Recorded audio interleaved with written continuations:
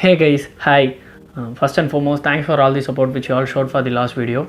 We have been getting a number of responses which was more than our expectations, and once again thanks for making this happen. We have been reading a lot of comments in the last video, and the most common suggestion which we did spot are that everybody was saying like I was using this word so for a number of times, which is more than required. I once again thank you all for letting me know this. I'll try to fix this and will make sure that this doesn't repeat again in my upcoming videos.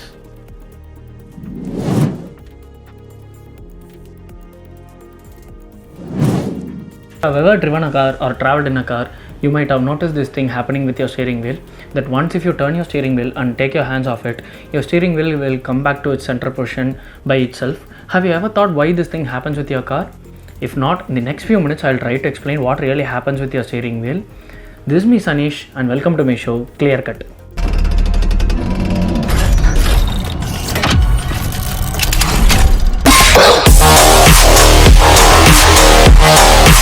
Well, in the first place, we must all thank the engineers who are behind this discovery.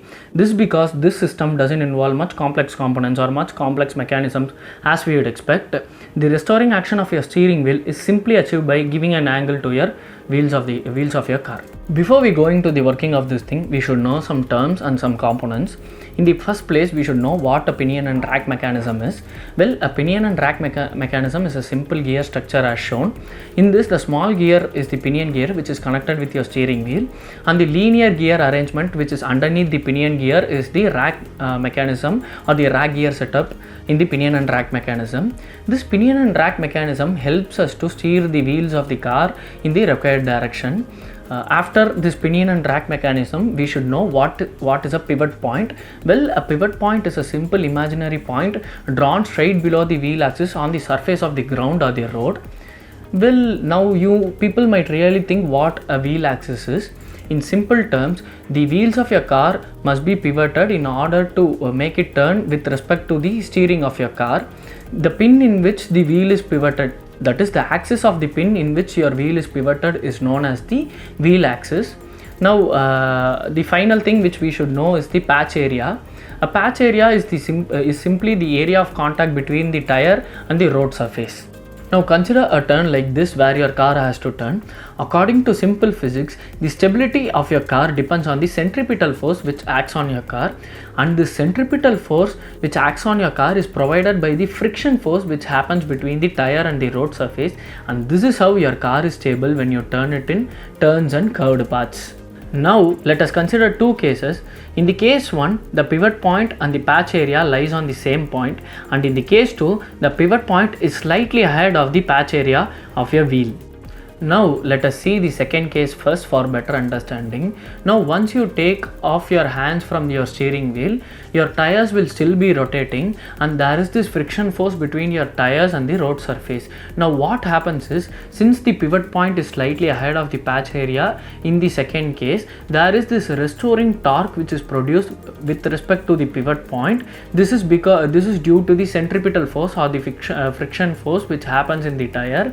Now due to this restoring torque which is produced with respect to this pivot point, your wheels will turn automatically and realign to its center position. Now the inclination given here to the wheel axis is known as the caster angle, and a slight positive inclination in the caster angle is responsible for the restoring torque or restoring moment which is produced in your steering wheel. In simple words, the restoring torque which is produced with respect to the pivot point is responsible for the restoring motion which is produced in your steering wheel. Now let us see the first case. In the first case, the pivot point and the patch area lies on the same point, and the wheel axis is perpendicular to the road surface. Since this pivot point and patch area lies on the same point, there is no restoring torque produced, and hence there is no restoring motion produced in your steering wheel. Now I'll explain the reason that why your steering wheel comes back to its original position when your car is in high speed. We all know that the restoring torque which is produced with respect to the pivot point is merely due to the frictional force which occurs between the tire and the road surface. At high speeds of your car, the frictional force of this tire and the road surface is obviously going to be high, and the restoring torque which is produced with respect to this pivot point is also going to be high, and that is why your steering wheel will come back to its original position once after you take your hands from it when you are at high speeds, whereas in lower speeds or when you at stages where you start your car, there will be a minimal friction or no friction, so you should give some force to the steering wheel in order to make it straight. So hope everyone has understood why the steering wheel of your car comes back to its original position on its own. Well, please do comment your opinions and suggestions below. As I've already told, it is the only way with which we can enhance our content and improve ourselves. So that's all for this week. We'll meet you guys with a new topic next week. Until then, bye bye from Sanish.